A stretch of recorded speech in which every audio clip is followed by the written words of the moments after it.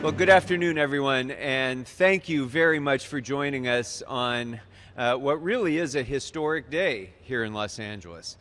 Just a little over an hour ago, the City Council of Los Angeles took a monumentally important vote to set a goal for the Department of Water and Power, the largest municipal utility in America, to generate 100% clean, carbon-free energy by the year 2035. And that was a step that just a few years ago people thought would have been absolutely impossible to be able to achieve. It was not that many years ago when we were still debating in the City Council whether or not the DWP could wean itself off of coal. And now we've come to the point just a few years later where not only have we blown past that goal, but we've now set this new goal of achieving 100% carbon-free energy by the year 2035. And by doing that, the DWP is leading the nation and really has become the model for clean energy for the world. And so I just want to take a moment to acknowledge that very, very important accomplishment. We've seen, of course, most of us have known for many years now that climate change is an urgent global emergency that is going to require concerted effort by really everyone in the world, particularly the industrialized nations, to turn the tide on climate change to avoid catastrophic consequences. We've known that for a long time, but unfortunately, too often, we haven't stepped up and taken those urgent actions. In fact, the last presidential administration even took a significant step backwards by taking us out of the Paris Accords and supporting the fossil fuel industry in so many ways. And in recent weeks, we've been given not so subtle reminders of what we've known all along, as we've seen the Code Red report issued by the UN IPCC, as we've seen the record-breaking forest fires that have swept through California and all of the West and many other parts of the world. Record-breaking fires in their size and their intensity. Just this week, we've seen Hurricane Ida strike again the people of Louisiana with the worst hurricane that they've experienced in a century and a half. And we see more and more of these sort of extreme events throughout the world. That needs to be the world's wake-up call to once and for all take the bold action that's really going to be necessary to address climate change. Today, the City Council of Los Angeles took that bold action. So I want to take, before I introduce our speakers, I want to take one giant step back because this process started here in Los Angeles in 2016, 5 years ago this month, actually, when the council passed a motion that I introduced with Councilmember Bonin to set us on this path, to figure out how do we get to 100% clean energy. Not just set a goal, not just set a deadline, but actually how do we get there? What's the blueprint to achieve that very aggressive, very challenging goal? And after the passage of that motion, I have to give the Department of Water and Power such credit because the department took to that task with relish. And they sat down and they started, working through the challenges, the engineering challenges, the challenges of physics, the challenges of economics that come with that. And they really took it upon themselves as a mission. And they brought along, as part of that process, a stakeholder group, an advisory group that has worked now for years to help shape this policy. People who represent the renewable energy industry, investors, the environmental justice community, advocates for neighborhoods in Los Angeles that are so impacted right now by fossil fuel generation. They brought in technical experts. They brought in everybody who needed to be at the table to help shape this policy, and as a result, we developed a consensus around this goal. But the game changer was when the National Renewable Energy Lab became involved, because with the supercomputers that they had available to them, with the millions of data points that they put into modeling the many, many scenarios, the result of their study was a tool that we as policymakers can use, and that policymakers, frankly, around the world can now use to figure out what are the different ways that you can achieve this goal. How does that benefit? How does that hurt different parts of the economy? What does that do to jobs? What does that do? What does that require in terms of electrification of the transportation sector, changes in the built environment? All of those things were modeled into the National Renewable Energy Lab's scenarios. And the world now has those tools available to them. And what that study proved was that not only is 100% clean energy possible, but it is absolutely beneficial to the economy, to ratepayers, our local environment, and of course the global environment. And so we now know that it can be done, we know how to do it, and today we decided to get about the business of getting it done. So I just want to say again, thank you to the DWP for taking this task on so aggressively and so seriously, and really accomplishing something incredible today. And as we begin today's program, I want to acknowledge the man who brought us over the finish line on this, but who did more than that, who expanded the goals of this LA 100 program to not only get to 100% clean energy, but to make sure we did it in a way that benefits all neighborhoods in Los Angeles, that creates a good job plan that's going to create thousands of new good-paying jobs in the industries of the 21st century as part of this plan. And that was part of what we voted on today, and that wouldn't have happened without the leadership of a great environmentalist and somebody who really gets things done for this city. Councilmember Mitch O'Farrell, the chair of our Energy, Climate Change, and Environmental Justice Committee. Councilmember O'Farrell. Thank you so much, Mr. Krikorian, and thank you for leading us to this point. And also thank you to Mr. Bonin and Mr. Koretz. Really a powerful trio of environmentalists that have been pushing this along every step of the way. You know, this is the intersection of science, technology, and human ingenuity. This is how we're going to get to LA 100 in just a little over 13 years. And if you think about that for a moment, back in 2008, did you think that 2021 would get here as quickly as it did? We have our work cut out for us, folks. I also want to thank LADWP, of course, and our partners in labor at IBEW and their leadership and participation, our ratepayer advocate, Dr. Pickle, the Sierra Club, Food and Water Watch, the Los Angeles Business Council, and our board commission president, Cynthia Mclean Hill. This is a real strong partnership in collaboration to make sure that we reach this moral and climate imperative. LA 100 is not a utopian gesture, nor is it simply an aspirational goal. It's a work plan for a world in trouble. As part of the city's commitment to a carbon-neutral power by 2035, I've also requested to LADWP to report back every 6 months on the department's efforts to achieve our goal, including the creation of an easy-to-digest, one-page, biannual report card. This will help keep us on track, but also give Angelenos the confidence that we are progressing steadily toward our goal.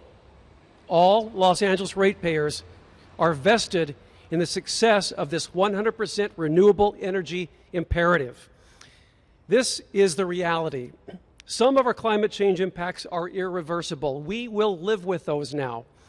But if we severely reduce our emissions, some of the worst consequences of climate change can be prevented. Los Angeles has an outsized role in serving as an example nationally and globally for how to achieve clean energy and mitigate the effects of climate change. Becoming a 100% sustainable city also requires a transition into a green economy that will provide thousands of environmentally friendly jobs during the transition and after.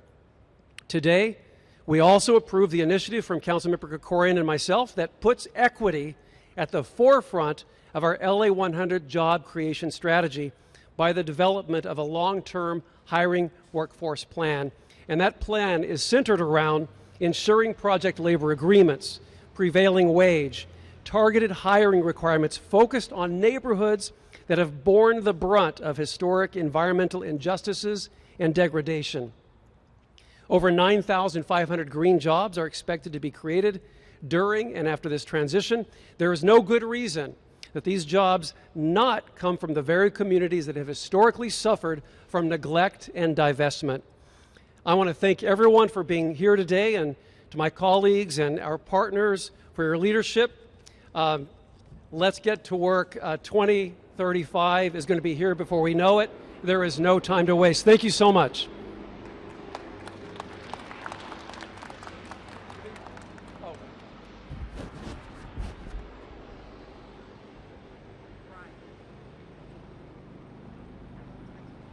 Thank you, Councilmember O'Farrell. Let's let the fire department finish doing their work for a minute, maybe. Okay, I guess that's as good as it's going to get. 5 years ago, when we introduced this motion to get this started, there were members of the council and certainly plenty of members of the community in Los Angeles who thought that a goal of 100% clean energy was literally impossible to achieve. Not just that we couldn't do it by 2035, but it would be impossible to achieve that in a utility the size of the DWP. Well, one leader in our council who did not think that that was an impossible goal and who joined with me on this motion as the co-author of this motion was another of the great environmental leaders that we have on the City Council, Councilmember Mike Bonin, who, along with me, helped to get this journey started 5 years ago and has seen this now to this important point. So I'm proud to introduce Councilmember Mike Bonin.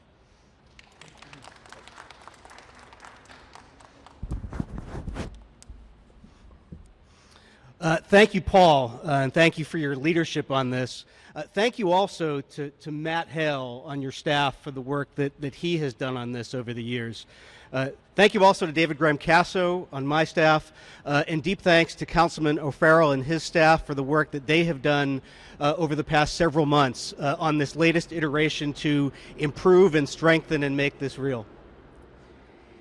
California is on fire. New Orleans is underwater. Huge stretches of this country are suffering from terrible drought. Over the past several months, in various places, including Europe and even on the streets of Los Angeles, people have died as a result of climate change. For our children and for our grandchildren, for our families and for our friends, for our neighborhoods and for our planet, we need to get off fossil fuels immediately. We need to get to 100% clean energy. And here in Los Angeles, we have the power to do it. We own the biggest municipally owned utility in the country. We have the power, and DWP has the power to make that transition. To make that transition fast, to make that transition equitably, to make that transition justly, to make that transition right for our kids and for our planet. DWP, in what I described earlier today as a sea change from previous generations, is approaching this with gusto and with urgency and with a true commitment. They are leading the way nationally, and they are leading the way globally. But the city, the council, DWP, we cannot lead unless we follow. unless we follow the passion and commitment and desire of our communities that want this done with good jobs and economic development, with a path to address the scourge of environmental racism and environmental injustice in the city and across this planet. We cannot do it unless we follow the likes of the LA Business Council, unless we follow the likes of the Sierra Club, unless we follow the likes and the energy of Food and Water Watch and of Pacoima Beautiful, and all of the people who have dedicated themselves to this and have pushed us to this moment. We have the power to get off fossil fuels. We have the power to get to 100% clean energy, and we are going to do it. Thank you.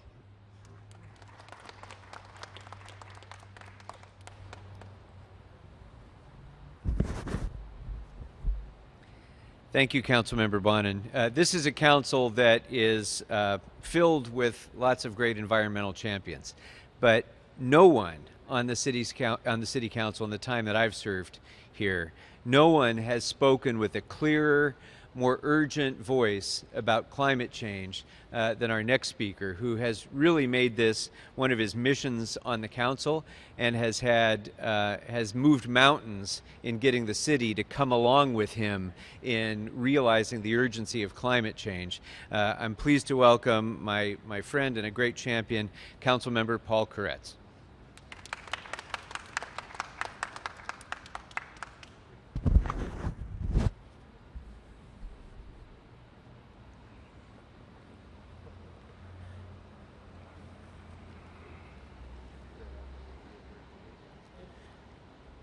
Well, I want to join in echoing the acknowledgement of all the many folks who have brought us here today, and also of my colleagues who have done the incredible lift and legwork, council members Krikorian, Bonin, and O'Farrell. Now, back when I was a member of the State Assembly in 2006, we already understood the climate situation. Some of us had been longtime climate advocates. Some of us had more recently been smacked in the face by seeing Al Gore as an inconvenient truth. But we all knew what we needed to do. And led by Assemblymember Fran Pavley and Speaker Fabian Nunez, California took global leadership by passing AB 32, the Global Warming Solutions Act, a bill I've always been proud to have co-authored. Well, today is every bit as big a day as that day in Sacramento.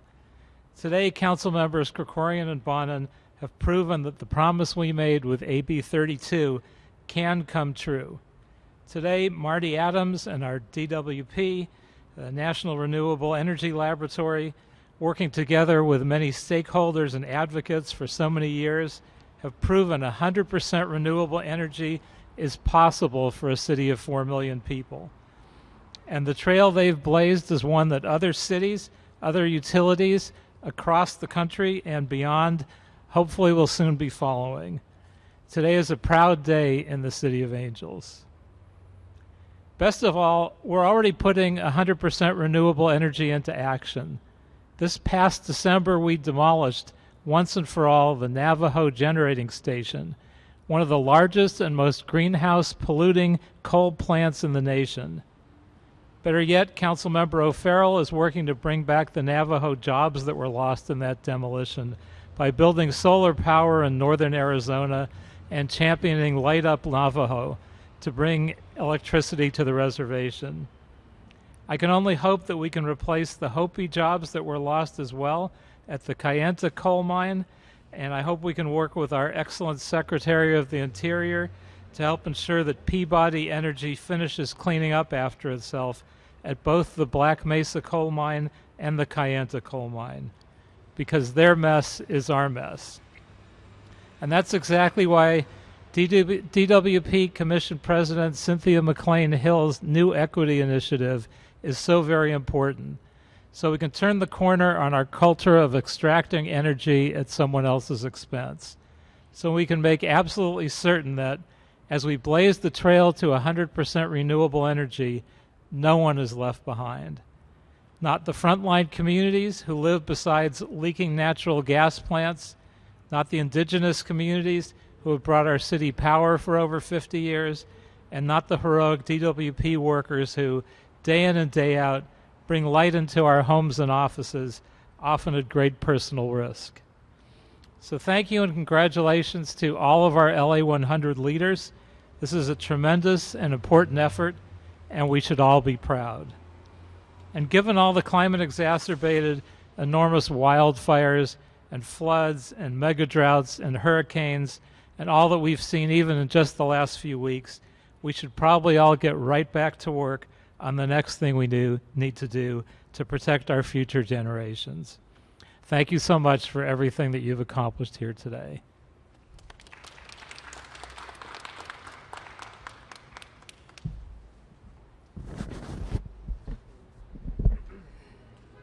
Thank you, Councilmember Koretz. Back in 1961, President Kennedy laid down the challenge of having the United States get to the moon by the end of the decade. And at the time, nobody had any idea how that was going to be done. The technology didn't exist yet. There was no real plan of how that was going to be accomplished. But he laid down the marker. And then NASA engineers got to the business of making that possible. And they created reality out of that goal. And I think about that when I think about our extraordinary general manager of the Department of Water and Power and the rest of the men and women at DWP, because when we laid down this challenge, they could easily have said, "Oh, you people in the council don't know what you're talking about. You've never run a utility. You don't know how to do this. It's too hard." But that is not what we heard. When we had the first meeting of the stakeholder advisory group, I can remember seeing people who've been working for DWP for decades looking as though their faces were lighting up, as though they had been offered an opportunity to take on a history-making challenge. And they took to it with gusto. And they took to it with gusto in large measure, and they achieved that result because of the extraordinary leadership of our great general manager of the DWP, Marty Adams. Marty?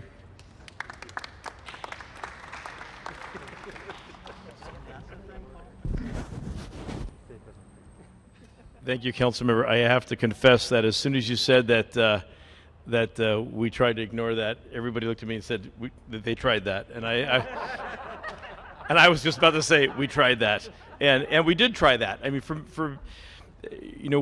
we're very good at what we do as an agency, and we've supplied this city with reliable water and power for a century, and change is not easy, but change was required, and it was only through the actions of these council members back here who said we need to take this seriously. And we need to really take a hard look at doing something different and not always falling back on the same path as before.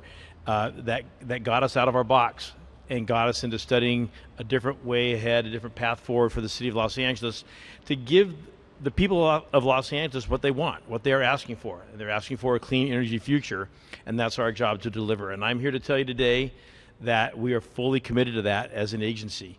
And we've been through the LA 100 study, the years of work, working closely with NRail. We had a number of employees at Water and Power who are highly involved with this. Some are here today. I would want to particularly recognize Senior Assistant General Manager Reiko Kerr and Jason Rondo, where's Jason's running around here somewhere. They were integral into making this happen and bringing to us to this point today. And we would not be where we are without the efforts that they put in and truly believing that we could do this and we could be different going forward as an agency to help this city move into the future. This study is more than just power. It's how we deliver for our communities. As you've heard, it's about treating people equitably and trying to change the disparities of the past. Our board president, Cynthia Mclean Hill, has been the champion of making sure that this is done in a fair manner. And so we're investing in a new study that she'll talk about going forward to make sure that we actually do this correctly and include everybody along the path so no one is left behind and nobody is missing that advantage of a clean energy future and how it can benefit their lives and ideally have the kind of efficiencies and things that help them reduce their power bills along the way. We have many investments to make, many challenges. We have power facilities to build. We have distribution and transmission challenges that are, as was mentioned before, huge engineering and physical challenges to undertake. And we know we're up to the task. We've built many fantastic projects over the last century. things that have made this city what it is now. And we are committed to building the projects that'll make the LA 100 dream come true and have this city have a clean energy future by 2035. Thank you very much.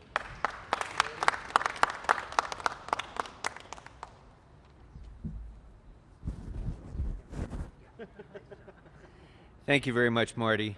The largest municipal utility in the country is overseen by a citizens commission, one of our most important commissions in the city, and much of the policy that DWP will be implementing on this path is within that commission's jurisdiction, which is ably led by a woman who has taken on some of the most difficult tasks that this city can ask of anybody to take on in her commission service and in many other capacities. And when it comes to LA 100, she has not only embraced this goal, but again, seen it as an opportunity to ensure that this goal serves all of the people of Los Angeles equitably, fairly, and in a way that uplifts neighborhoods. So I couldn't be more proud to introduce the president of the DWP Commission, Cynthia Mclean Hill.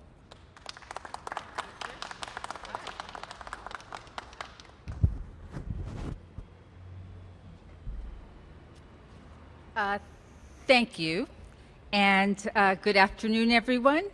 On behalf of the entire board of Water and Power Commissioners, a board that is all female, I might add, it is an honor to stand alongside Council Member and Committee Chairperson Mitchell Farrell and Council Members Paul Krikorian, Mike Bonin, Paul Koretz.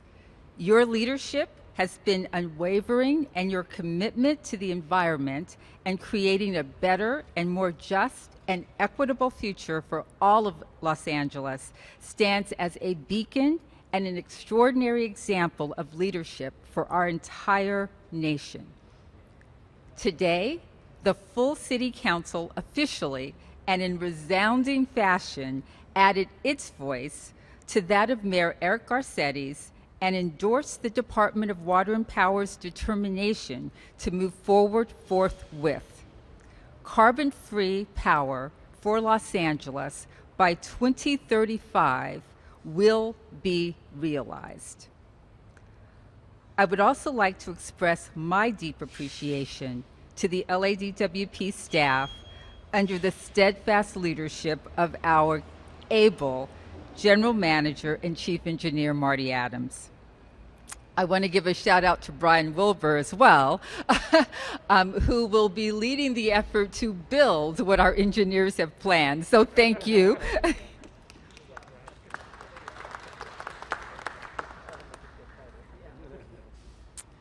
The LA 100 study was a unique and pioneering effort, unprecedented in its scale and scope, to model a grid as complicated as LA's. The study showed us several viable paths for achieving 100% renewable energy by 2035 at the earliest. Now, with the support of our mayor, our city council, and many community members and stakeholders across the city, we're ready to take the next steps toward a 100% clean energy future. Significantly, we are embarking upon a parallel study of how to achieve 100% clean power while ensuring equity of the projects, programs, and services that will be developed as we move forward on this path. The LA 100 Equity Strategy Study will be guided by the U.S. Department of Energy's National Renewable Energy Laboratory, along with local partners like UCLA's Luskin School of Public Policy. Our internal leadership team will be directed not only by our power professionals, but will include LADWP's newest Assistant General Manager, Monique Earle, who leads our newly established Office of Diversity, Equity, and Inclusion. It will involve a robust community engagement process drawing from all segments of LA's communities and stakeholders. It will analyze how various LADWP programs can be improved and expanded to achieve equity for disadvantaged communities, incorporating what community members themselves say is needed to achieve equitable outcomes for their neighbors. I am proud to be a humble servant of the city that I love. I'm especially appreciative of Councilman Krikorian's decision today to include at this event members of our community stakeholders whose voices have been at the table, who have been pushing, who have powered our commitment, not only to achieve 100% clean energy, but to do so in a way that transforms our engagement in the city of LA, that creates true and substantive equity. They have been with us, and their presence moving forward by our side is the only way that we will achieve this goal and realize the future that we all dream and plan and are determined to see. So thank you for being here. The LA 100 Equity Strategy Study will ensure that everyone benefits from the transition of 100% to 100% clean energy, and ensure that those who have borne the burdens of our fossil fuel history benefit from our transition to a cleaner and greener future. Thank you all so very much. I appreciate it.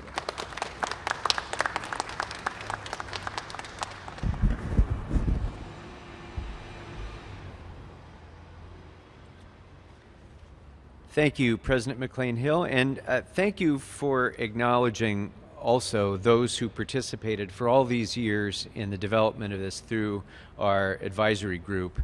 It was really diligent in this work, and there's so many people that we could have had come who really played a key role to participate today, and we couldn't have everybody. I do want to acknowledge a few who I think are here. Pacoima Beautiful, the Neighborhood Council Sustainability Alliance, Physicians for Social Responsibility, the Climate Reality Project, all and more. Really have helped to push us forward on this with their energy, with their knowledge, with their expertise, with their community-based organizing. And so it really means a lot in the creation of this policy. And sort of representing that group of environmental activists and folks who really have a lot of expertise in this area is our next speaker, who represents the oldest environmental organization in the country, who has its birthplace right here in California, and who has been central to this effort since the very beginning. I'd like to introduce Francis Yang, representing the Sierra Club.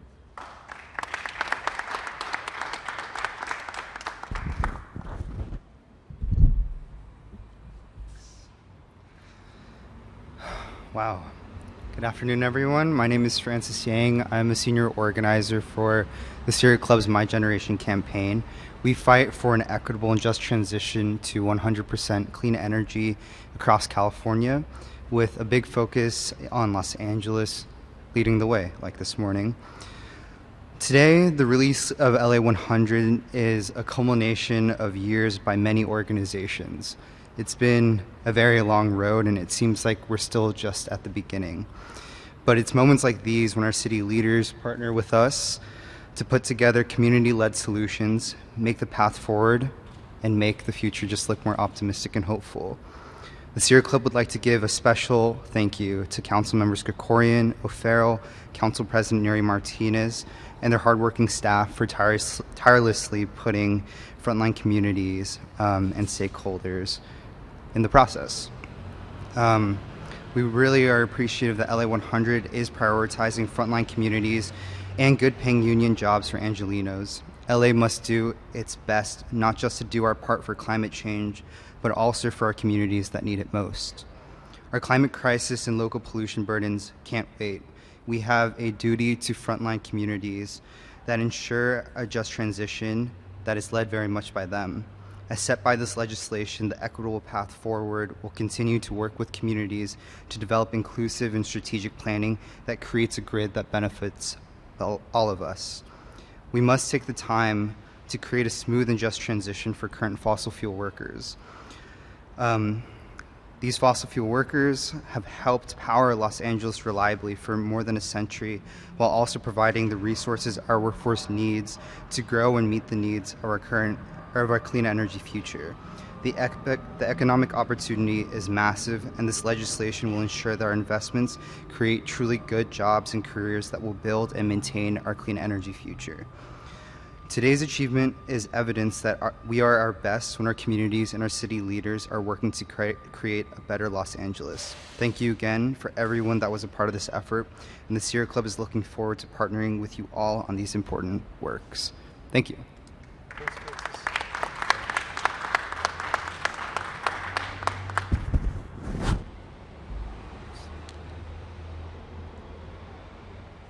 Thank you, Francis. Councilmember Bonin spoke earlier about the energy of Food and Water Watch, and that was very well said, because in every battle, every really tough battle that there's been around the environment and public health in the council, whether it's getting DWP off coal, whether it's dealing with Liso Canyon, whether it's transitioning away from oil production here in Los Angeles, Food and Water Watch has been at the very forefront of that, always pressing us forward. And I so appreciate their leadership, and I'm proud to introduce, representing Food and Water Watch, Jasmine Vargas. Jasmine.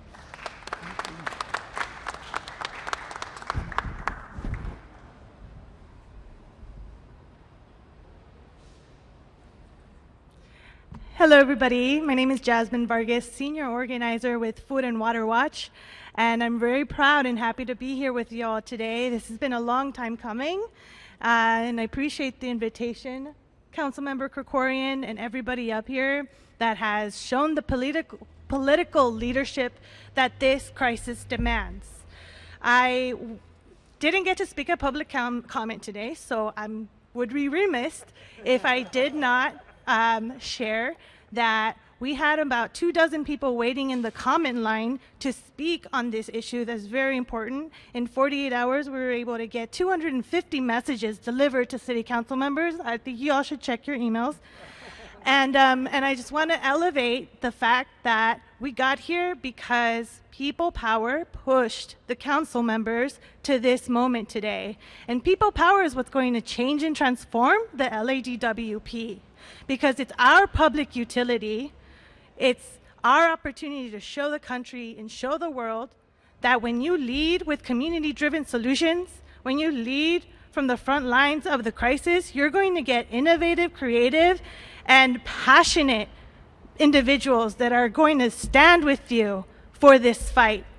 And so I'll take the rest of my time to tell you a little bit about that fight. I want to talk about climate justice. As the Climate Justice for LA campaign organizer, I have to elevate the over 100 organizations that have so far signed our Climate Justice for LA campaign from across the city and the region. We've also had thousands of people participate in public comment and outreach meetings, in presentations, neighborhood council meetings. The list goes on, because this is what it's gonna take. Climate justice is about the recognition that access to clean energy and the solutions are not equitable. They're not equitable because the economy we have is inequitable, because the system we are currently in is inequitable and breeds inequality.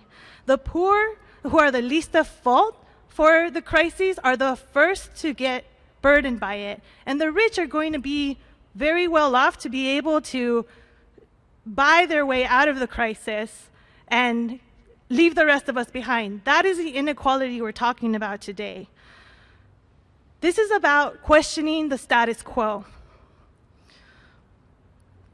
And we can't sit around and let it get worse. This particular motion, this plan to get to 100% clean energy by 2035, is actually the opportunity that we needed to be able to answer the inequalities that we see here in Los Angeles today. If we're going to move forward, we're going to have to be able to address the homelessness crisis, the housing affordability crisis, The opportunities that we have to cut emissions locally, all of those are going to have to be taken on. So I celebrate all of you today and getting us here, but it's going to take a lot more work from all of us. And I look forward to being in those front lines with you all. Over 50% of Angelinos right now are in disadvantaged communities, according to the Cal Enviro Screen 3.0. That's 50% of our neighbors that are in, right now, environmental injustice communities. And those are the ones that are going to lead this fight. I hope that when you build on this LA 100 equity strategy and you build on the strategic long-term resource plan, then you make the effort to listen to these communities, because they're the ones that are going to get us there. They're the ones that are going to buy the EVs. They're the ones that are going to set up the energy efficiency retrofits. They're the ones that are going to be approving your transmission lines. They're the ones you need, and we are here to make this happen.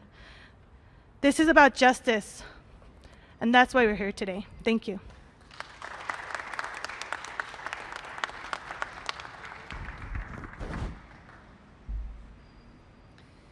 Thank you, Jasmine. And since you didn't get in, would you like your 1 minute general public comment as well? Or okay.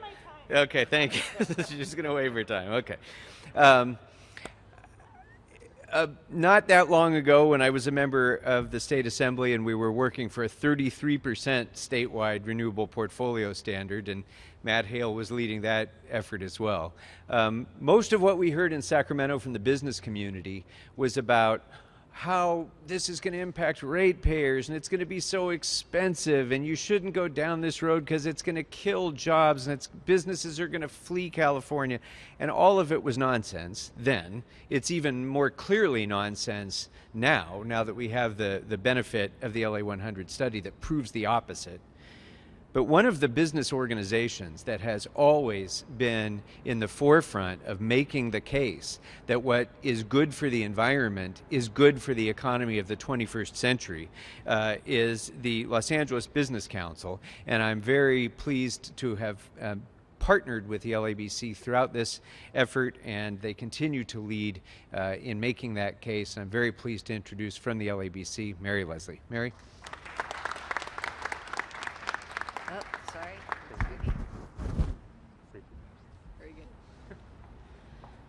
Tidy mic.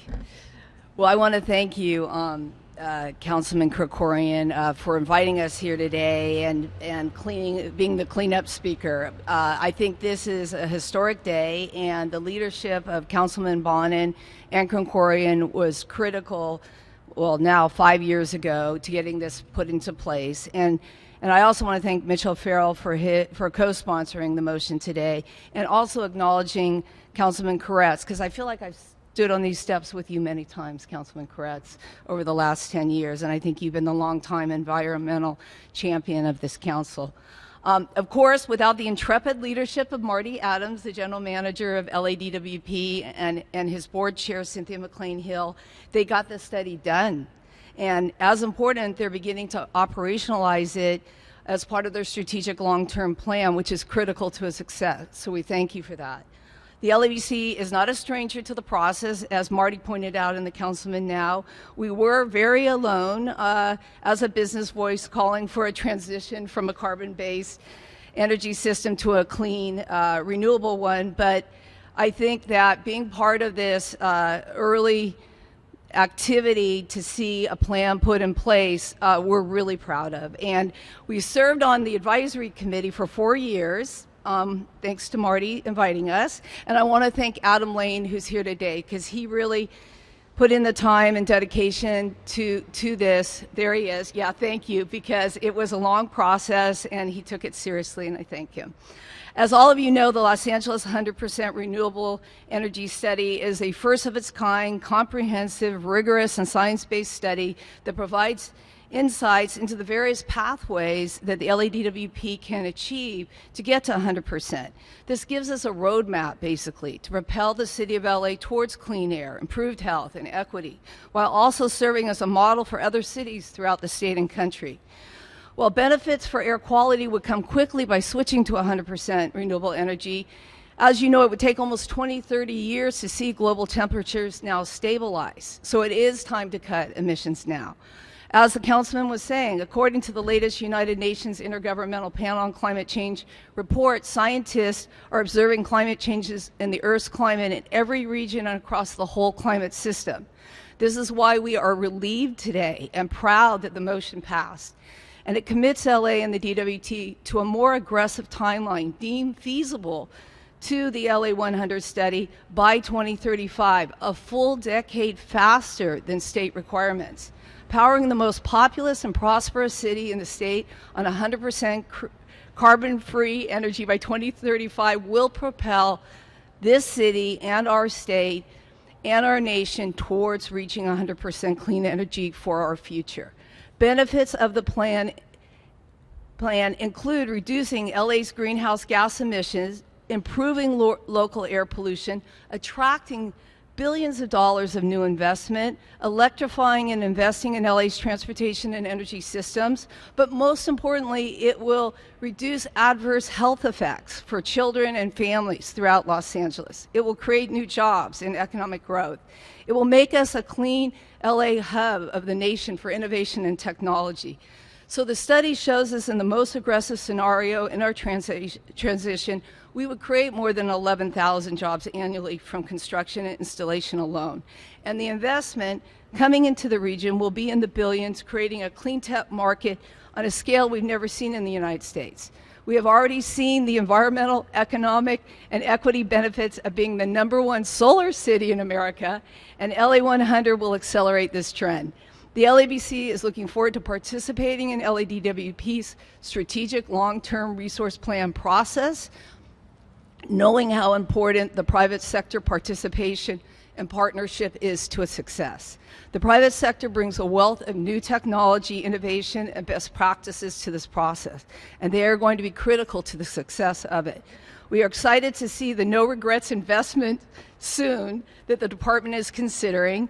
These will represent crucial early steps to ensuring that we are on a pathway to 100% renewable energy.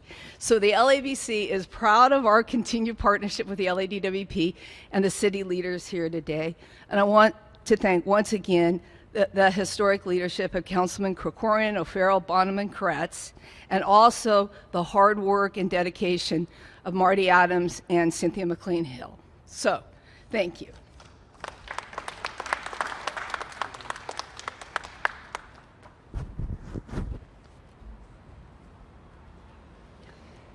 Thank you very much, Mary. I'm just going to say a couple words in Spanish, and then we'll go to questions. Hoy es un día histórico para la ciudad de Los Ángeles y nuestro futuro, un futuro de mejor salud y más oportunidades. Hoy el Concilio de Los Ángeles dirigió el Departamento de Agua y Poder a llegar a una meta de 100% energía limpia y renovable antes del año de 2035. Es un paso necesario para enfrentar el cambio climático que amenaza el mundo y nuestra comunidad con sequías, incendios forestales y otros eventos más extremos. Con esta transformación del departamento vamos a tener aire más limpio aquí en Los Ángeles, reducir las enfermedades respiratorias y días de escuela y trabajo perdidos por la asma, crear miles de trabajos de construcción y manutención con buenos sueldos y beneficios. Por eso, todos de nosotros queremos decir gracias al Departamento de Agua y Poder y a todas las comunidades y organizaciones que participaron a este proceso.